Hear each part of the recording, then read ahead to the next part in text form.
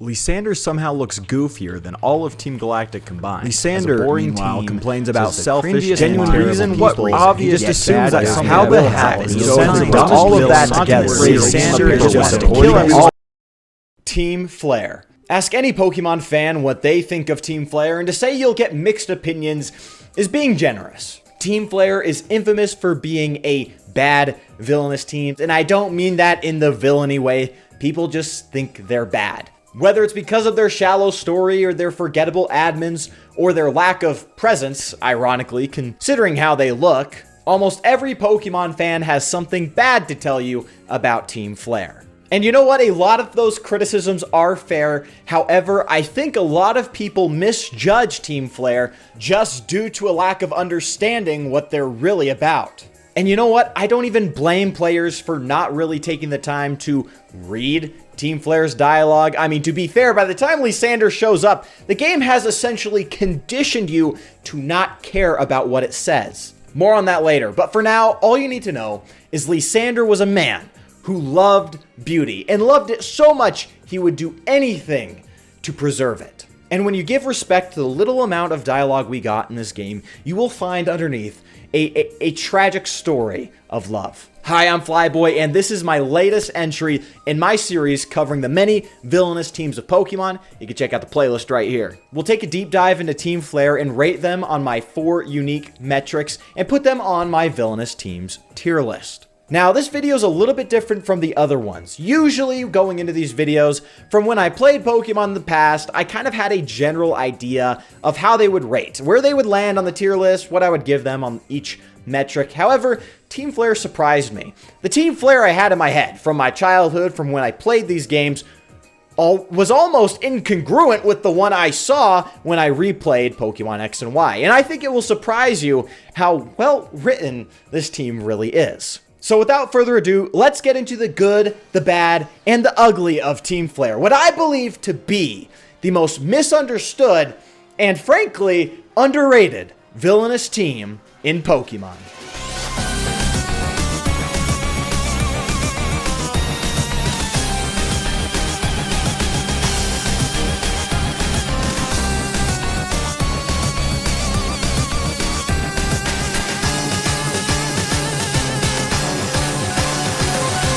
So, who is Team Flare? They're an organization whose main goal is to preserve the beauty of the world. Yes, that's it, but the evil part is they'll preserve it at all costs. Lysandre is their leader and the backbone of the operation. Once an entrepreneur who invented the Holocaster, the little iPhone of the Pokemon world. Basically, a good comparison to the real world is that he is like Pokemon Steve Jobs. He was some philanthropist who created technologies to help the world and to give to the poor, but found himself disillusioned when he realized the poor he gave to only asked for more. He also recognized that scarcity was inevitable, and with scarcity, war and strife. So what was his solution to this problem of a growing population, yet a stagnant flow of resources?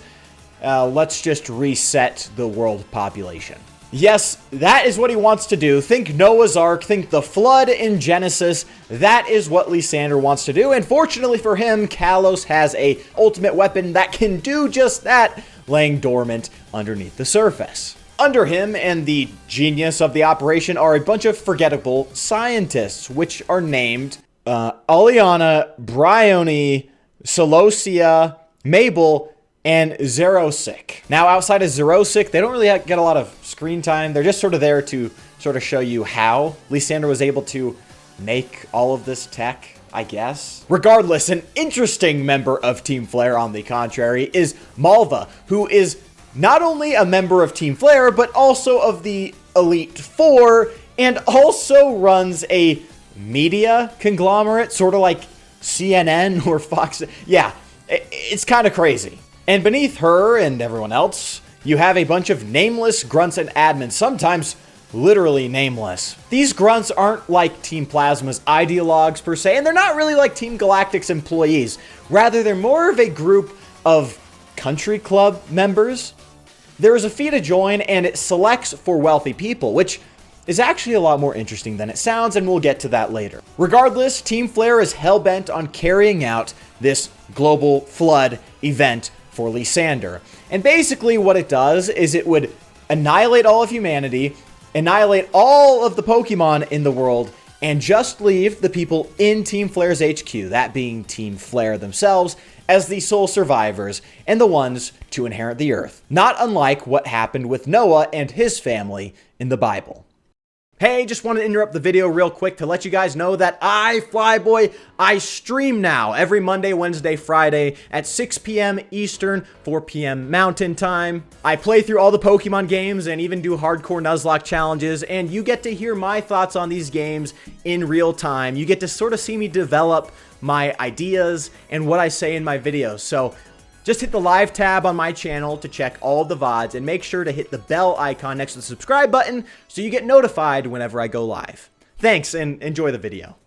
I said in the beginning that there's not a ton of ideologues in Team Flare, if that makes sense, and that becomes very clear with our first encounter with them. Just like Team Rocket and Kanto, we have some grunts hunting for fossils in a cave. Yeah, very creative. Also, these grunts here talk like cartoonish villains, saying they're going to be the only ones happy in the world, which sounds contrary to what I've been saying about Team Flare this entire time. I'm talking about how the character of Lysandre is really a tragedy, and our first interaction with Team Flare are some grunts twirling their mustache as they try to make money. This opens up the idea that Team Flare is a diverse group of people. Like I said, they're not a bunch of ideologues. It's kind of like a country club of sorts, and this diversity of thought will become abundantly clear as we continue the story.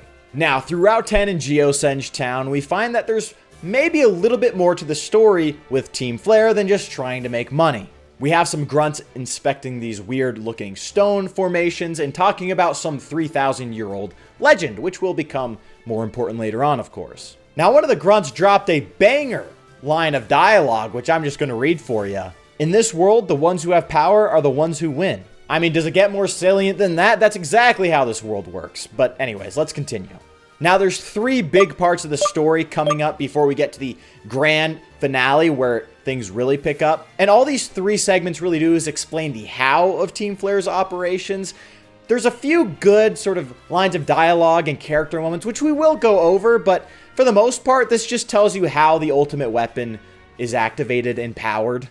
Now let's start with the power plant. So Team Flare needs to harvest energy for the ultimate weapon, and they do it by siphoning power from Kalos's power plant. This section of the game is pretty cool because while you do manage to get into the power plant because some grunt drops his key, which is kind of a cliche in Pokemon at this point, so I'm not even going to complain about it. Regardless, they've been siphoning energy from this power plant for who knows how long, which you have to think shows a level of competence, which is pretty cool for a Pokemon villainous team. Now, as you raid the power plant and try to stop Team Flare, you talk to some of the grunts, and here's really where it shows. It's quite a diverse group of people. You have one that's kind of a cheerleader. You have another one who's like the opposite of the nothing ever happens chud. He believes in happenings. And you have another one who says you should do what you want to do too, which is like, thanks. You have a grunt who won't take accountability at all, and you have an admin who takes 100% accountability. It's pretty cool how many different types of people are in Team Flare, and it shows that it is just open to anyone who has enough money to get in. You fight Aliana, and she literally has, like, nothing to say, which is a bad part about Team Flare. These scientists have nothing, absolutely nothing in terms of dialogue. Aliana, however, does say that they got all the energy they need, so kind of too late. And that about wraps it up. But still, the power plant saga gives us a little bit of a look into Team Flare's structure, who's in Team Flare, and also sort of represents the story that defines Lysandre. In this world, there are givers and takers. There is scarcity, and the power plant represents that. The power plant creates power, of course, but for Team Flare to use it, half of Lumio City was not able to. This sort of encapsulates the belief in scarcity that Lysandre has. Next comes the Pokeball Factory, which ultimately sets up one of the most terrifying moments in a Pokemon game, but we'll get to that. Regardless, the oh-so-incompetent Team Flare took over a Pokeball Factory, and you get in through hijinks just like last time.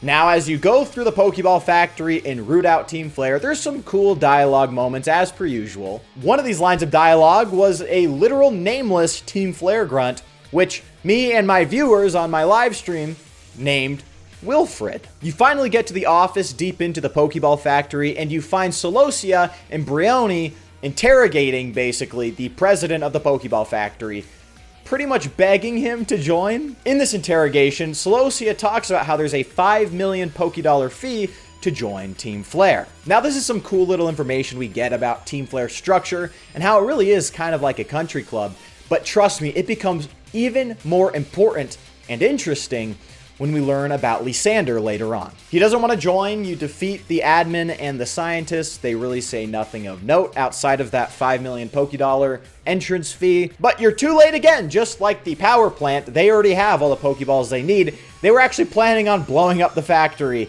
because he wouldn't comply. Now, finally, this brings us to the Frost Cavern, which doesn't seem too eventful, but the dialogue does unveil a lot of information about Team Flare's plan. Mabel, the scientist there, is trying to capture this Obama Snow, which has a lot of latent energy, high energy. Catching these kinds of Pokemon is obviously what the Pokeball Factory scheme was all about. Now, she hints at the scarcity idea by saying people who are lazy should not have access to these resources, like high energy Pokemon, but she also concedes that only Team Flare will survive, hinting at some sort of big, scary plan, which is exactly what this Obama Snow will be needed for. Regardless, you defeat her like usual. It's a Pokemon game, okay? You're going to defeat the villainous team, okay? That's just how it works. But regardless, you actually win. You actually win because they don't capture the Obama Snow. And so that's it. All we know up to this point is that Team Flare needs money, energy, and Pokemon. And for what reason? Well, we're about to find out. You may have been asking yourself,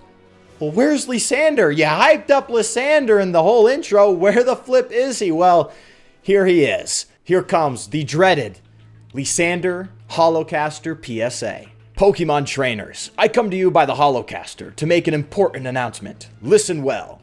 Team Flare will revive the ultimate weapon, eliminate everyone who isn't in our group, and return the world to a beautiful, natural state. Unproductive fools are consuming our future. If nothing changes, the world will become ugly and conflicts will raise the land from end to end. I repeat, we will use the ultimate weapon and wipe the slate clean. I'm sorry, those of you who are not members of Team Flare, but this is adieu to you all. Now, this is insane. I love this piece of dialogue because it just condenses Lysandre's plans and his motivation into like a single paragraph. And I understand that if you got to this point of the game and you kind of checked out of the Team Flare plot, it makes sense. This game basically conditions you to not care about what the dialogue says. It will give you dialogue, like with the rivals and the Furfro Castle and everything else, but the dialogue really means nothing. It is so inconsequential to the story or to any sort of plot or character development that it'd be better off if you just ignored it. So now we finally get something good.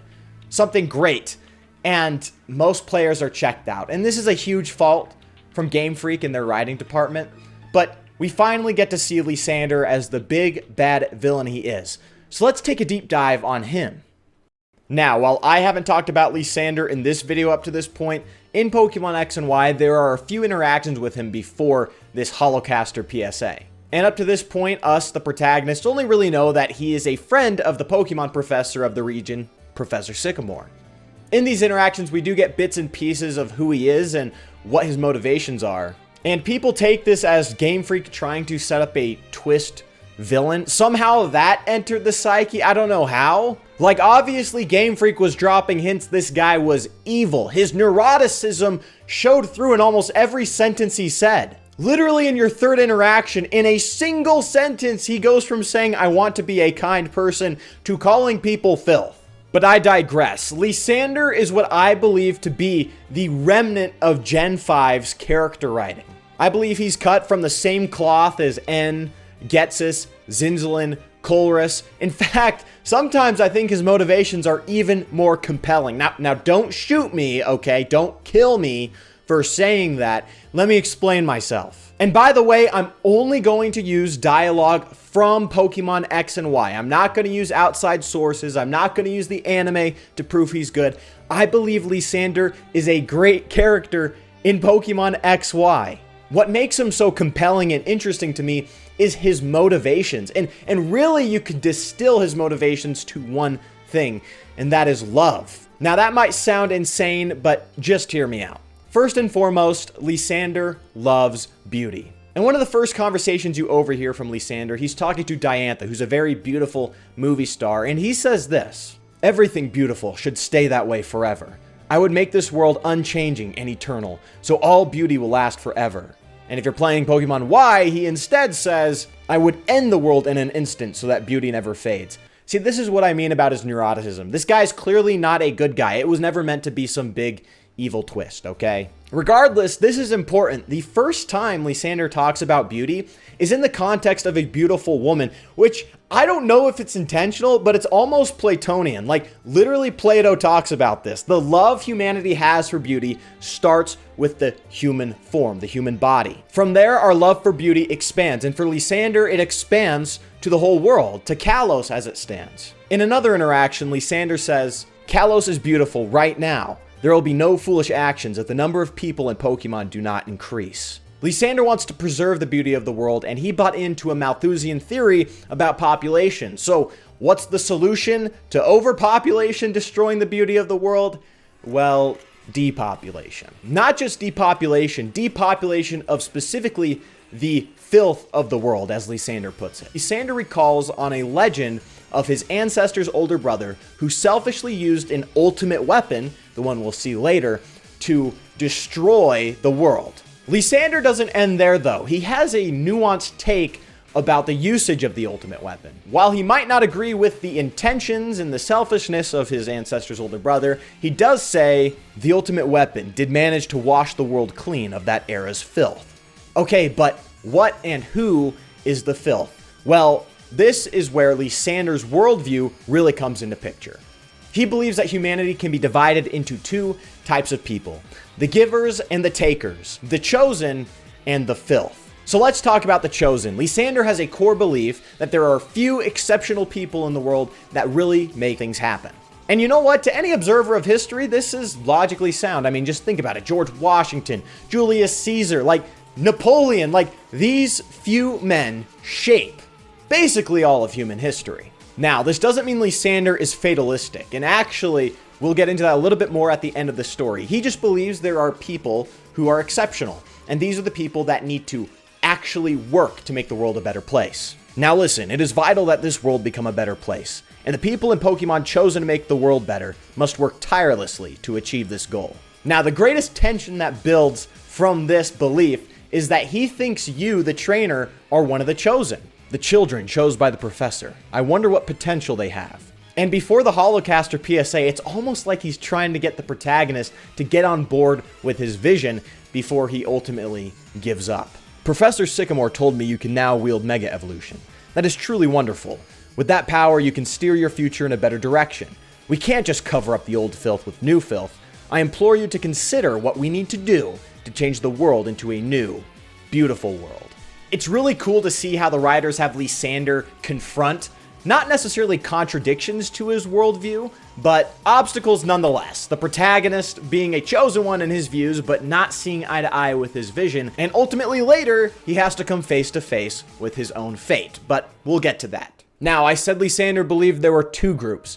So what about the takers? What about the filth? After he devoted his life to philanthropy and invention, he grew disillusioned with the poor and the needy because he believed that no matter how much he gave, they only wanted more. This is what motivates Lysandre's plan to activate the ultimate weapon, to wash the slate clean, to remove the filth and the takers of the world, and only leave the chosen, the givers, to inhabit it. So now you might be thinking to yourself, okay, he wants the chosen to live, and he wants Team Flare to live. What exactly makes Team Flare chosen?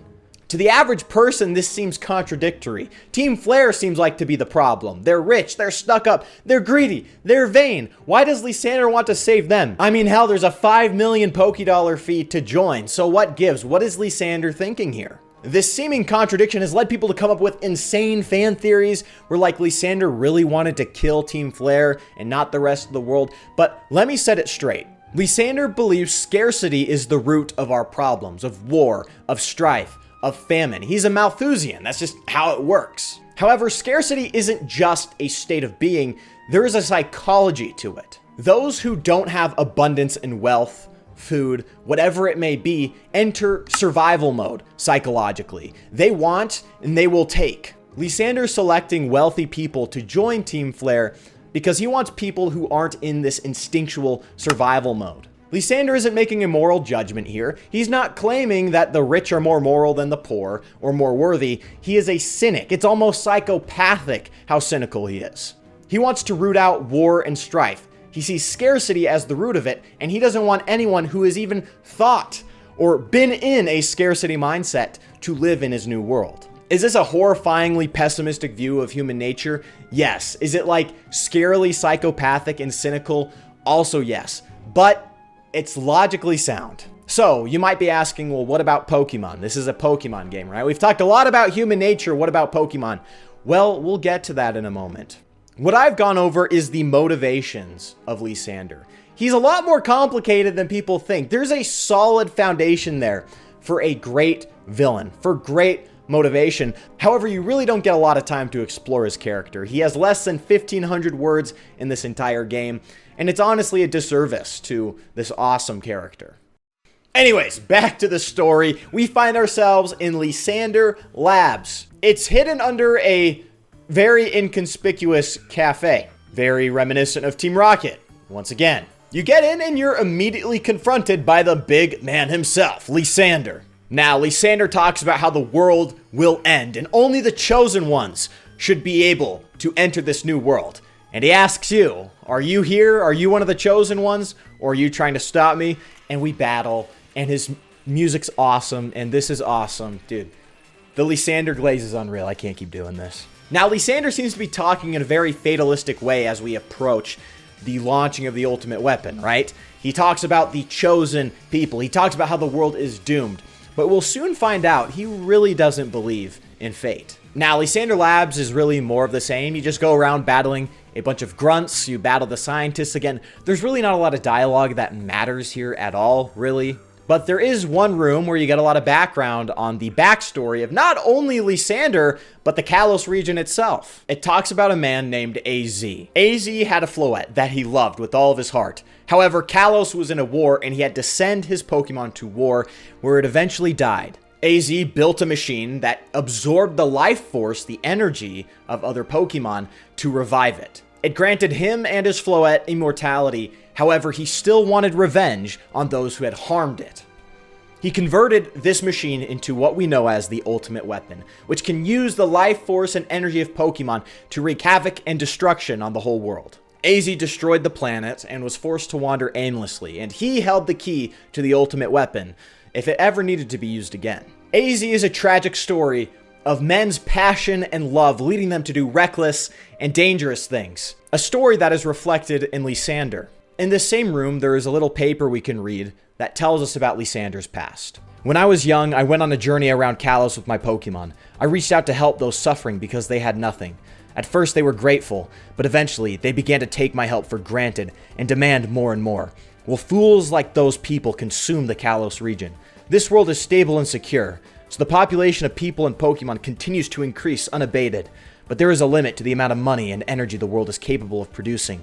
Either everything is lost, or only a handful are saved. This is something best not left to man. I must use a tool of higher power. This is the first time the game really touches on the idea if men should have access to this kind of godlike power. And what exactly happens to men when they have access to godlike power? We find Lysandre in the basement of this lab, and there, imprisoned, is AZ. Which means, of course, that Lysandre has the key to use the ultimate weapon. We go to Lysandre's chamber, and he's there speaking with his last scientist, Xerosic. In the room, there are two buttons, a red button and a blue button. And Lysandre says to press one. One will activate the weapon, and one will shut it down. He says, I believe being a chosen one means you have the potential to change the future. Whether we activate the ultimate weapon or leave it safely underground will rest upon if you actually have this potential or not. No matter what button you press, the ultimate weapon is activated, and you might think, isn't that hypocritical from Lysandre? This just doesn't make sense. It will make sense in a moment. Without going into Lysandre's character, just logically, he entrusts Xerosic to carry out the plan before he talks to you. Xerosic doesn't know who you are. He doesn't know why you're there. He's just following orders. This then takes us to Geosense Town, where the ultimate weapon has come out of the ground. Now, if you try to go to Route 10, this is where you find maybe the most disturbing thing in Pokemon. There are grunts standing out front, telling you not to go in, and some of them covering their ears, trying not to listen. Those big stones we saw in the beginning of the game, if you remember, are actually the graves of the Pokemon that were used to first power the ultimate weapon back when AZ made it. The Team Flare grunts are using the Pokemon they captured with the stolen Pokeballs from the Pokeball factory, tying them to these graves and using them as basically batteries, living batteries to power this ultimate weapon. They don't let you see it, obviously, but even the thought of it is disturbing. You go into the headquarters, and there you talk to Lysandre. First, he apologizes for the ultimate weapon still being activated if you chose correctly. I apologize that the weapon was unearthed even after you chose correctly in the lab, but conflicting egos drive this world. Things don't always go the way you want. This becomes very important later on, but we'll get there. He talks to you and your rival about his Malthusian theory, the theory of scarcity. He even brings up how only you got the Mega Ring and not your rival. He is then, however, asked about Pokemon. What's going to happen to Pokemon? He sheds a tear and says this: Pokemon shall no longer exist. Pokemon are wonderful beings. Humans have worked with Pokemon, and we have helped each other flourish. But precisely because of that, they will inevitably become tools for war and theft. Now, because he's a villain, people might go, those tears are obviously fake. But I don't think so. I don't think so. He loves Pokemon. It becomes abundantly clear in a minute that he loves Pokemon. You go to the bottom floor and you encounter the legendary Pokemon, who chooses you and you capture. You are chosen by the legendary Pokemon. And this set of dialogue, I'm just going to read to you because it is the perfect conclusion to Lysandre's character. What a startling development. I never would have thought you were really a chosen one. So this is the mighty Xerneas, or Yveltal. I expected more from a Pokemon called a legend. You desire help from people? You need help from a human? For me, victory is using the ultimate weapon. In order to do that, I need to reclaim the legendary Pokemon's power and send it to that weapon once again. I'll be taking the legendary Pokemon back now. This time, I won't lose. I too shall use the Mega Ring and Mega Stone that you researched during your travels. You defeat him, and afterwards Shauna talks about how, like, even if there's a little bit to share, isn't it good to share? Even your Pokemon shared its power with you when you Mega Evolved them. And I think this Mega Evolution really shows that Lysandre does love his Pokemon. This isn't like Cyrus having a Crobat, okay? Friendship Evos is a game mechanic. Mega Evolutions, there's lore, there's story. It's about the connection, the bond between Pokemon and trainer. And it really does show that Lysandre believes in what Kanye West famously said. The most beautiful thoughts are always besides the darkest. Love, our passions, that can drive us to do some of the most dangerous and darkest things. And I think the greatest tragedy of this all is that Lysandre, in his disillusionment towards the state of the world, sacrifices what he loves most: Pokemon. Now, a lot of things come to a head here with Lysandre. Like I said, his love for Pokemon, his love for beauty, driving him to do the most crazy things. But his fatalistic language here is fully exposed as a control tactic. I hinted at it before, Lysandre is not a fatalist. He may talk like one, he might use words like chosen ones, he might use words like the planet is doomed, but here it's really exposed, he doesn't care. Fate means nothing. He stands here in front of the legendary Pokemon who chose to oppose him and says victory is using the ultimate weapon.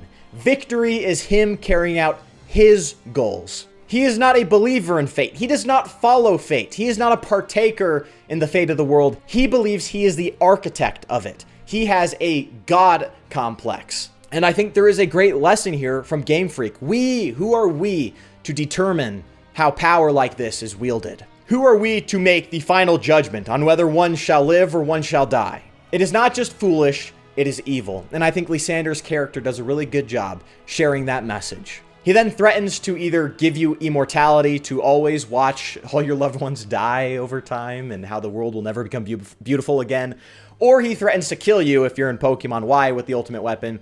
He launches it on himself, and his life comes to an end. And that's where the story ends. Lysandre dies in a spectacular explosion, and Team Flare ceases to be. Now, there is a post-game story, but really it just follows how Xerosic, the scientist, was using Emma as a test subject for his suits, and him just being a weird, sort of neurotic psychopath, like scientist dude. there's actually not a ton important to this story. In fact, I find the post-game to be a slog. Like Emma and Looker both get like triple to quadruple the dialogue that Lysandre gets, even though they're like a million times less interesting and less compelling. Like, whatever. The post-game exists. Xerosic, he's a whole thing, okay? I'm not even going to go into it. After Lysandre, what can you even do? Now, an interesting part of the post-game, though, is Malva. We get a little bit of a side plot with Malva here. Now, Malva herself doesn't really say anything interesting at all, but her character, as it stands, is really cool. She is a member of the Elite Four who was in Team Flare. And it's not like she's just sort of like passing, I'm just kind of a member of Team Flare. No, she was a member, hardcore member of Team Flare. So there's like a level of intrigue here we don't see since Giovanni was the 8th gym leader in Kanto. I love when Pokemon teases you with this type of stuff. It's like, there could be something deeper going on. How is she in the Pokemon League and on the villainous team? Ooh, what's going on? It's really cool. And my favorite part is that she runs like the media for the Holocaster. She is like a news anchor. She is a trusted media source. And my favorite part of her character is when you go to the Pokeball factory and you clear them out, she runs like cover for Team Flare. She just announces, she's like, oh, unknown individuals attack the Pokeball factory. This won't affect Pokeball sales. I'm like, this writing's so peak. That is so real. Like, that is the most realist line of dialogue and portrayal of media in America, especially, that I've ever seen in like all of writing ever. And that's it for the story of Team Flare in Pokemon X and Y. It is a story about a man who loved too much. His passions drove him to do the unthinkable, to become a god and wield this godlike power. And even in the face of fate, staring eye to fate, he denies his fate. After using fatalistic language the whole game to control people, he stares it in the face and says no, and he suffers for it. So let's quickly go over how I rate Team Flare. And a lot of it's going to be centered around Lysandre, but the game itself centers Team Flare around Lysandre. The grunts and the scientists don't really add much themselves, which will probably affect their plot rating if you ask me. So let's start with their motive. Now, their motivation is just what moves these people to do what they do. And specifically, I'm going to talk about Lysandre here, but it's not like the grunts don't have good motivations either. The scientists, grunts, admins, all of these people are motivated by very human means. You know, they have their own special interests, they want money. It makes sense why they would be in this exclusive group of wealthy people. Lysandre, however, is just, I don't even have to go into it. I've told you his motivations throughout the whole story. It is beautiful. I love it. It's wonderful. Lysandre, his motivations are the most complex, almost the most realistic. There's like a real philosophy there that I just have to give them an excellent score for motive. It's just wonderful. Next, I rate them on their villainy. How villainous are they? What are their actions actually like?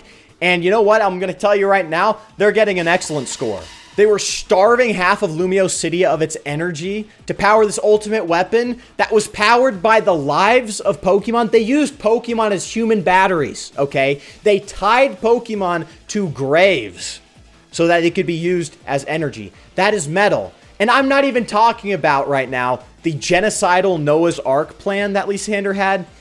They were willing to genocide basically the whole planet. This is evil. That's villainy, bro. Next is the plot, and this is where they flounder quite a bit. Actually, a lot. Like, Team Flare flounders a lot here, okay? There's bones for a good story. There's a great character in Lysandre. A lot of what could make this so great is there, and it just falls flat. It's underbaked. Quite shocking for X and Y, right?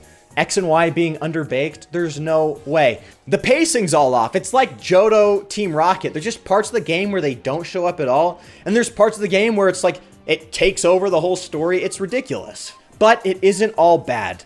Lysandre is the gem. He is the diamond in the rough. Every time he's on screen, there is something cool being said. There's a little cool bit of information being said. There's a cool story element being moved forward. There's a cool character moment. Every time Lysandre's on screen, it's just great. And so I'm not going to give them a bad score. I'll give them a mid score for plot. And finally, the last metric I rate them on is aura, okay? And this is the X factor. That's why I put a little X there, right? This is the X factor, and really, this is just my opinion. So it's my show. It's my video, okay? It's my opinion, and I'm giving them a great score here.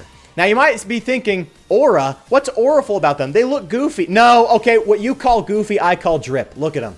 This is freaking baller, okay? You've got freaking Pitbull. You got all these freaking baddies. So many baddies. So many baddies, okay? And then you've got, like, even the grunts are decked out, dripped out. And do I even have to talk about Lysandre?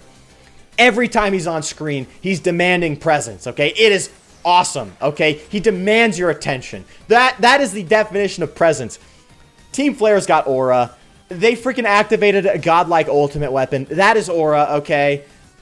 Suck it up. That's my opinion. They're getting a great score for aura. So now where does this leave them on my villainous teams tier list? And this might make people upset. This might be the first rating I give where people might be genuinely upset and frustrated with me.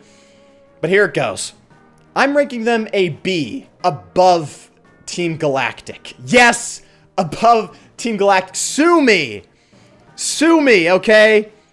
I like Lysandre more than Cyrus. I really do. And I'm not saying Cyrus is bad. I think he's a great character. I think Team Galactic's a great villainous team. So this isn't an insult to Team Galactic. Team Flare impressed me. Okay, Lysandre was great.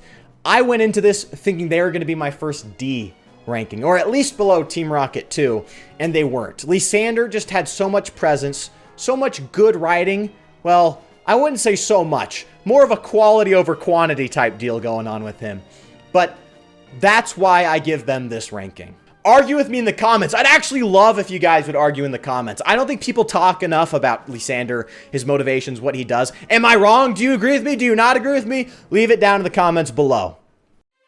But that's going to do it for me. Thank you so much for watching this video. Thank you so much for listening to my thoughts on what I think to be the most misunderstood team in all of Pokemon. If you like the video, make sure to hit the like button down below. If you disagree with the video, hit the like button down below. If you disagree with me, if you hate me, hit the like button. Leave a comment down below if you want. Tell me what you think about Team Flare, what you think about the video, what you liked, what you didn't like. Any of the engagement helps. And don't forget to hit the subscribe button and share this video with all your friends who love Pokemon, okay? We all got friends. We all got that one friend who loves Pokemon, don't we?